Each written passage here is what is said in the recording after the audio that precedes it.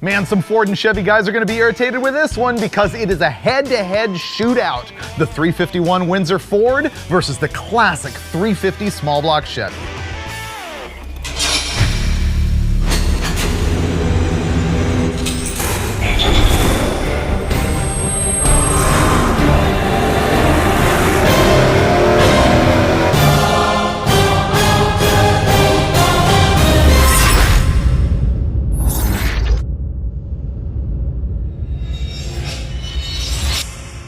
Well, it's a windy day here at West Tech Performance in Miraloma, California. You'll hear the whole building rattling throughout this episode, basically because we're bringing the thunder. This is finally gonna be the Ford versus Chevy showdown that you guys have been waiting for. It's a 351 Windsor Ford versus the classic 350 small block Chevy. Now, we've done this kind of shootout before where we take two different engine brands and build them as identical as we can and see what happens. Well, this time we have got them closer than ever. Let's have a look at the combinations that we're gonna do here. First of all, the short blocks on both of them are just standard rebuilt stuff. Cast pistons, stock rods, stock cranks, nothing special. You can buy both of these short blocks from Summit Racing. They're about the same price. The 350 Chevy is from First Mate Marine. The small block Ford is from an outfit called ATK. Now, as far as aftermarket components, they're all the same. We're gonna use the same Holley XP 750 CFM carburetor on both engines. We have MSD ignition. The distributors are locked out, so they don't have a timing curve in them. So there's no part of the ignition curve that is gonna affect our results here. They're locked out. Both of these things have an Edelbrock dual plane intake manifold. It's a Performer RPM air gap. We've even got the same camshaft in both engines. They're both from Comp Cams. They are a 230, 236 duration at 50 hydraulic roller. The small block Chevy uses a 1.5 to 1 rocker arm, whereas a stock Windsor uses a 1.6, but Comp is compensated for that so that the lift is the same or very, very close on both camshafts. So those are virtually identical. The compression ratio, we have a tiny bit of a difference. Small block Chevy has a little bit more than 9.2 to 1. The small block Ford has almost 9.5 to 1, so a slight advantage right there. It also has 2 more cubic inches. So, you know, Ford guys, go ahead and argue about that. Then we get into the cylinder heads. They're both from Airflow Research. They both have 195 cc inlet port, and if you look at the advertised airflow numbers on these cylinder heads, it is very, very close. As far as headers, we've got a full length under chassis passenger car header on both of them with 1 3/4 inch tubes. All right, time to roll this thing into the dyno, sauce it up with AMSOIL, and fire it up before the whole building blows down. Okay, we're ready for the traditional oil pour. Remember that both of the engines that we're using in this episode just have stock rebuilt bottom ends. Really cheap stuff, but we don't want them to explode. So, in keeping with the cheap theme, I'm gonna use the AMSOIL OE line, which is their budget synthetic. It is a synthetic oil. Everything AMSOIL does is. Now, the thing is, I've been bugged recently by audience feedback on the oil pour because if I use a funnel, they want to see no funnel. If I use no funnel, everyone wants to see a funnel. So I'm just going back to Freiburger style, this time on the double pour. The two-fisted in honor of 2 engines on this episode. Can I do the long pour with 2 oils? Survey says pretty much no.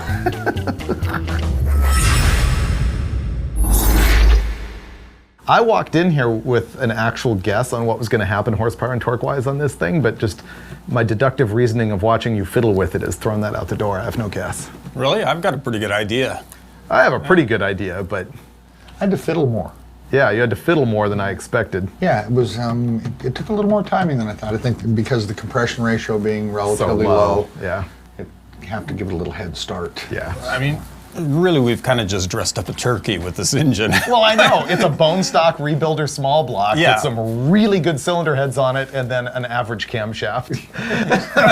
Not a bad combination. Not a bad combination, but you know, my argument to that is if you're a guy who has this engine in your car, you might as well buy the best cylinder head because when you step up to a 383 or something, this is going to be the right thing. Yeah, absolutely. Right. That That's AFR something that 195 covers- is good. Yeah, it covers a whole bunch of area there. I mean, it's good on so many things. Yeah.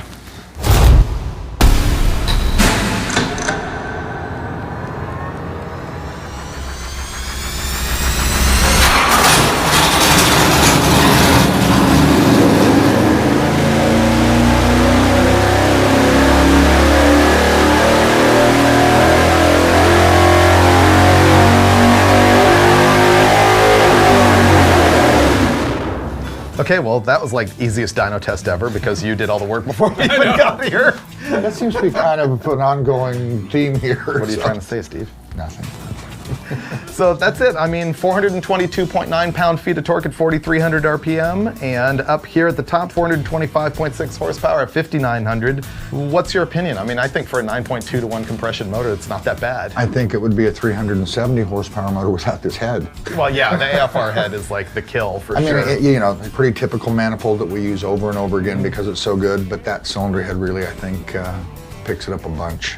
Yeah. Pretty much made what we were expecting, so. Yeah. No surprises. I think it's pretty good. It's you guys heavier pretty much overall than nailed I it. thought. And the other thing is, this is, aside from the heads, cheap to put together.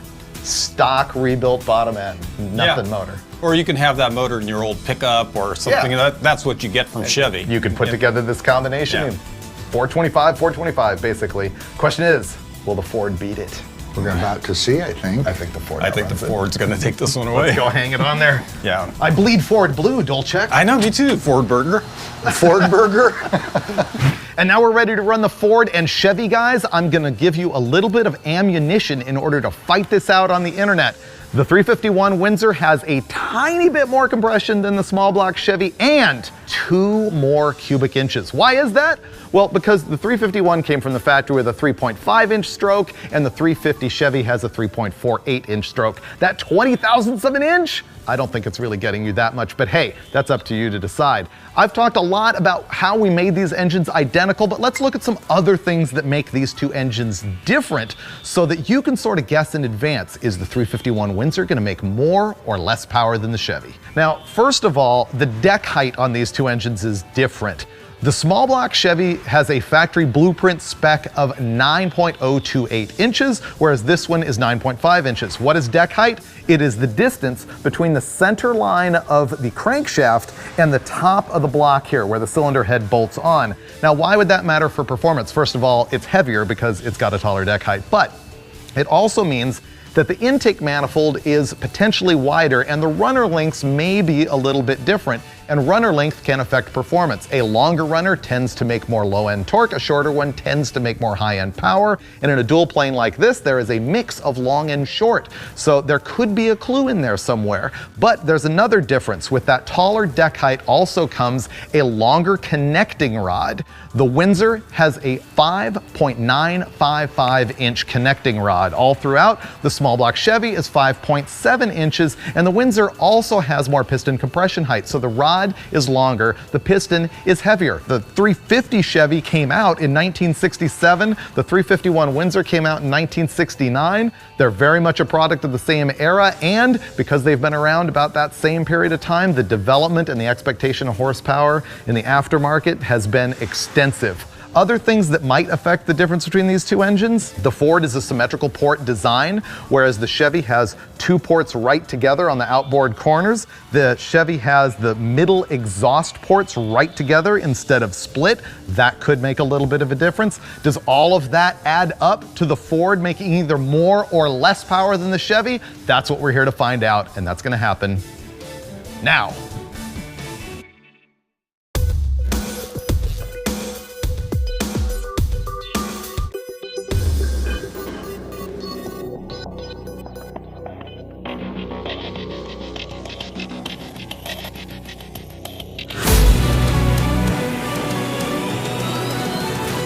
So Freiberger, you know why I think the Ford might be better than the Chevy? You painted it blue. How did you know? It's just so much more regal and dignified with this blue paint. Okay, here's why I think it might make more power. Because of the symmetrical port layout on the Windsor, I think the average port length on the manifold runners is a little shorter. It's gonna tune at a higher RPM. It's gonna make peak power at 6,000 rather than 5,900 or 61. And I think this is actually a better head design. I think the head could be better. I mean, the advertised numbers are virtually the same for the Chevy and Ford AFR 195 head.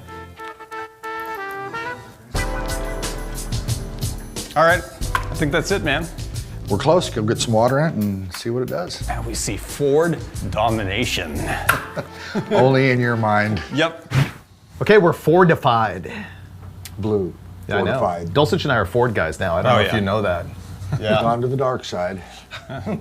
How do you know it's the dark side? Well, I don't know. Well, he does know, actually. I know, Yeah, he's I do the know. only one that knows. So Steve just spent all this time tuning up this engine, so he knows the answer. We don't. The only thing that we noted is we had to pull some jets out of it because it was running rich with the same jets that the Chevy had. Particularly at lower engine speeds. Because?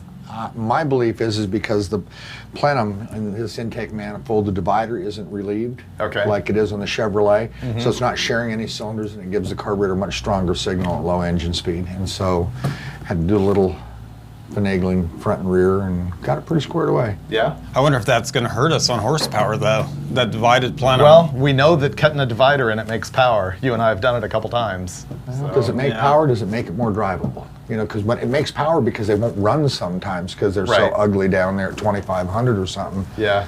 But I don't know. I guess I know you guys don't. Fire it up and let's find out.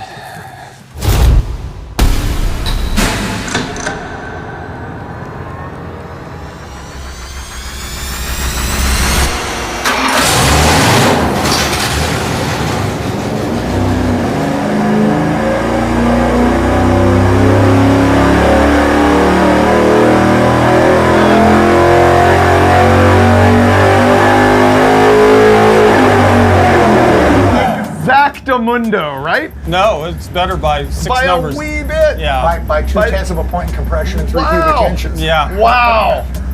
So what we just saw with the numbers going by on the screen was basically really close to the Chevy, but we got to look at the graph. So in the end, the Ford made 427.1 pound-feet of torque at 4,200 RPM, and up top 430.6 horsepower at 6,100. But that does not tell the whole story. Really overlaying the two engines and looking at them together, and then doing the math to average the power throughout the curve, I mean, we're talking they are within 2.2 pound-feet of torque from 3,200 to 6,200, and they're within 1.5 horsepower. So you can see that the Ford actually looks a little bit stronger in here, and it made just a few more numbers up high, but in the end, you're never gonna feel that in the car. They're the same. We're talking twosies, threesies. They're both good. Yeah. It should be a surprise to no one, in fact. It's an interesting study because what it tells you is that there is no inherent design flaw or benefit in either engine in straight power production. You might see it in longevity and things like that. You know, the Chevy center exhaust ports being right together in an endurance application can be a lot of heat buildup. I mean, there's little things like that. This, I don't know what the rod length in this is, but it's got more deck height, so I'm assuming it's got more compression distance and more connecting rod in it. Yeah, this has only 20 thousandths more stroke. It's 3.5 versus 3.48. Yeah, this reminds me of kind of going back to bore versus stroke stuff. You know, and when we've done that test. In this kind of world that we live in the street car, these type of engines, Doesn't matter. It doesn't matter that much. I mean, this thing's got a bunch more deck height, but it doesn't change anything. I mean, in extreme cases like Pro Stock or something, I guess it does. But in this situation, the street stuff, it just doesn't matter all that much. Yeah, to me the takeaway is guys will spend so much time micro-focusing on things like, oh, the long rod or the big bore short stroke combo or some magic bullet, and really when it comes down to airflow, camshaft, cylinder head, manifold design, header. But in this case, they're the same. They both have the same bore, and the stroke is different by 20 thousandths. That's nothing. But the deck height's different. So you've got a long rod. Yeah, so what? So yeah, that's what I'm saying. So what? Yeah, probably means this piston's heavier, but whatever. Same thing. If you wanted to give an edge, if you have to declare a winner, it's gonna go to the Ford though.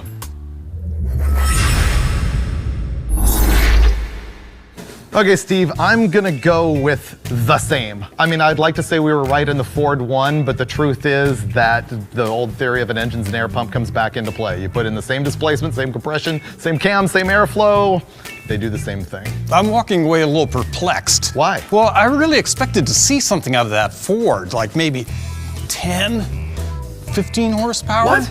That's only because you've personally bonded with it because you painted it blue. Oh, well, maybe there is something to that, Freiberger. But seriously, let's look at it just from an opinion point of view. I mean, we've both built a lot of these engines. They make the same power. Which one do you personally like better?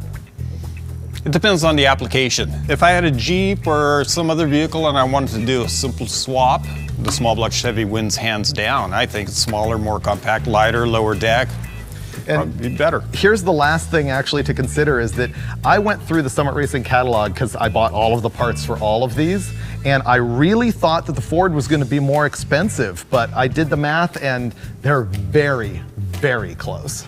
So it's Ford versus Chevy, which is it for you? It's the same thing! It just doesn't matter. And that's what we learned this time on Engine Masters, which is presented by AMSOIL, and we really appreciate the support from Summit Racing and Permatex and Autometer and Holly in the form of Earls and also Mr. Gasket. Nice. Senor Gasket. All right. All right, see you next time on Engine Masters.